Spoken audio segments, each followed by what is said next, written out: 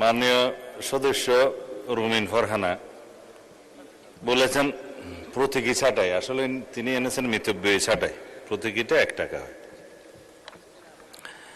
বলেছেন রাজনীতি পেশা এবং আমলা পেশা এই 2 জায়গাতেই দুর্নীতি হয়।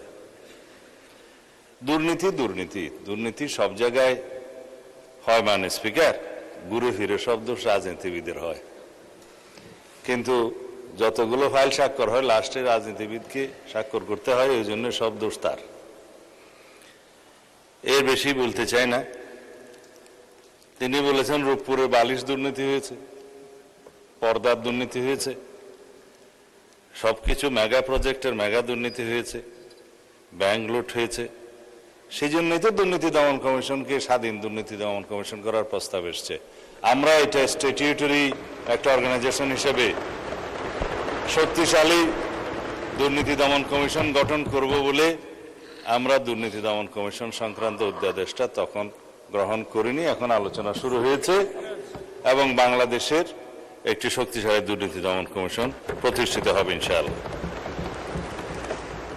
বলেছেন কমিশন চেয়ারম্যান যাদেরকে নিয়োগ করতে হয় তাদের কিভাবে নিয়োগ করা হবে সেজন্য সার্চ কমিটি। সার্চ কমিটি তো আছে, আগের আইনেও ছিল এবং সেই অধ্যাদেশটা গ্রহণ করা না গেলেও আগের আইনটা রিভাইভ হয়েছে, ওখানেও সার্চ কমিটি আছে।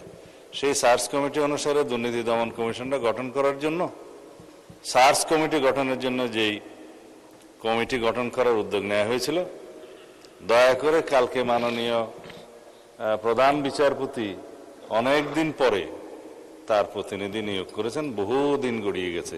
হয়তো আপনারা মনে করে নিয়েছেন সরকার আন্তরিক না। সরকার আন্তরিক ছিল, চিঠি দিয়েছে সার্চ কমিটি গঠন করা হবে, দুর্নীতি দমন কমিশন গঠন করা হবে, কিন্তু আমরা সহযোগিতাটা পাইনি। গতকালকে কেবল সই করে দিয়েছে। এখন সার্চ কমিটি গঠিত হবে, দুর্নীতি দমন কমিশনও গঠিত হবে, দুর্নীতির সমস্ত বিষয় অ্যাড্রেস করা হবে। তবে আপনাদেরকে আশ্বস্ত করতে চাই, এটা হচ্ছে একটা মধ্যবর্তী ব্যবস্থা। দুর্নীতি দমন কমিশন আইনটা পার্লামেন্টে নিয়ে আসলে বিলটা, তখন একটা আরো শক্তিশালী দুর্নীতি দমন কমিশন গঠন হবে, আইনটা গঠন হবে, তখন আমরা সেখানে আলোচনায় অংশগ্রহণ করতে পারবো।